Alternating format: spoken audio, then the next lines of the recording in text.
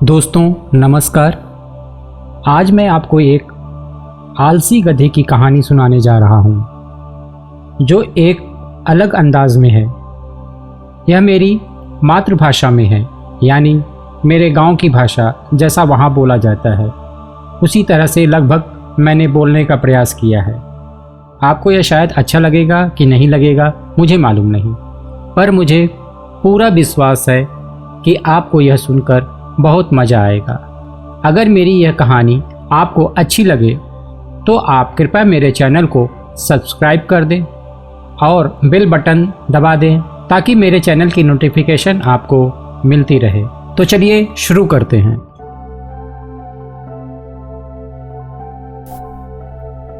आलसी गधा।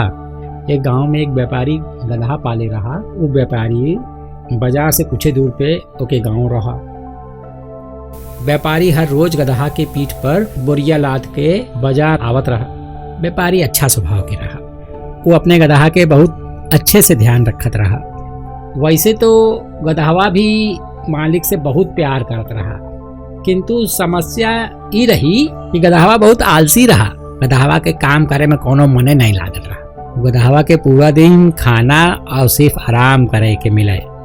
एक दिन वो व्यापारी के पता चला कि बाजार में नमक की डिमांड बहुत हो गया है। वो दिन व्यापारी सोच ले कि बाजार में अब वो नमक बेची। और दूसरे दिन व्यापारी नमक की 4 बोरियां गधा के पीठ पे लाद के बाजार चले खाई तैयार हो गया। ओका पता रहा कि ओके गधावा बहुत आलसी है, इसलिए जब गधावा न चले तो ओका जो है धक्का दे दी। नमक के बोरिया बहुत भारी रही।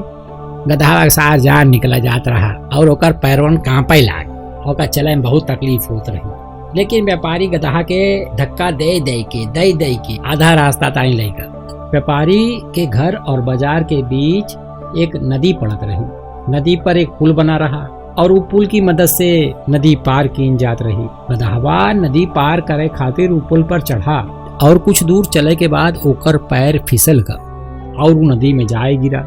व्यापारी अपने गधा के नदी में गिरत हुए देख के बहुत परेशान हो जाए और बचावे के लिए नदी में कूद गया। गधावा के बचावे की कोशिश करे लगा। कुछ देर मेहनत करे के बाद आखिरकार व्यापारी ने अपने गधा के नदी से बाहर निकाल लिया। गधा जब नदी से बाहर निकला तब वो देखे कि ओकरे पीठ पर लदी बोरियां अब पहले से हल्की हो गई हैं। पानी में गिरे की वजह से अब सारा नमक पानी में घुल गवा रहा और इस वजह से ओकर पीठ पर बोझ कम हो चुका रहा और ओकरे मालिक के तो नुकसान होगा, काहे कि नमकवा जो है वो पानी में घुल गया आधा से ज्यादा। वो व्यापारी नमकवा लेके आधे रास्ते से ही घर वापस। वो बड़ा दुखी भा बेचारा। और गधावा पीठ पे बोझ कम होए की वजह से खुश रहा और गधावा के बाजार न जाए पड़े एकरे खातिर एक तरकीब निकाली। दूसरे दिन भी वो बाजार जात समय पुल पर आया तब गधा जानबूझकर नदी में गिर गया और कल की तरह आज भी ओकरे पीठे मधी बोरियां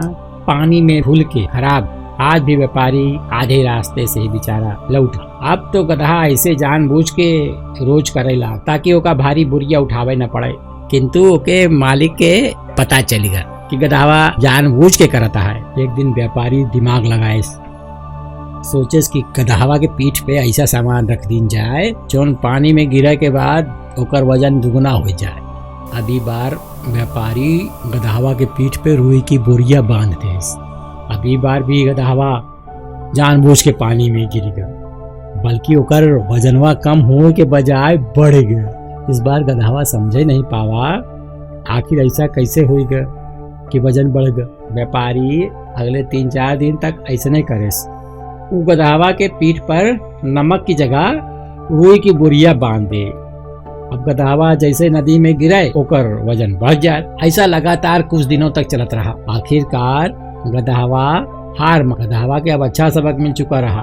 व्यापारी बेचारा खुश हो गया और वो अब रुई की जगह पे नमक के बोरिया बांध। और अब गधावा जो है लाइन पे आई गए काम करे में, अब आलस न दिख। इस तरह से दिमाग लगावे की वजह से व्यापारी का नुकसान जो है धीरे धीरे भरपाई हो लगी। ये मोरल स्टोरी में हमें सीखने को मिलता है कि अपने कर्तव्य को सही तरीके से करना और हम इस व्यापारी की तरह अपनी सूझबूझ से काम करें तो काम सारे आसान हो सकते हैं। अगर आपको मेरी यह बोली अच्छी लगी हो तो कृपया शेयर करें, लाइक करें और सब्सक्राइब करें। बेल बटन को जरूर दबाएं।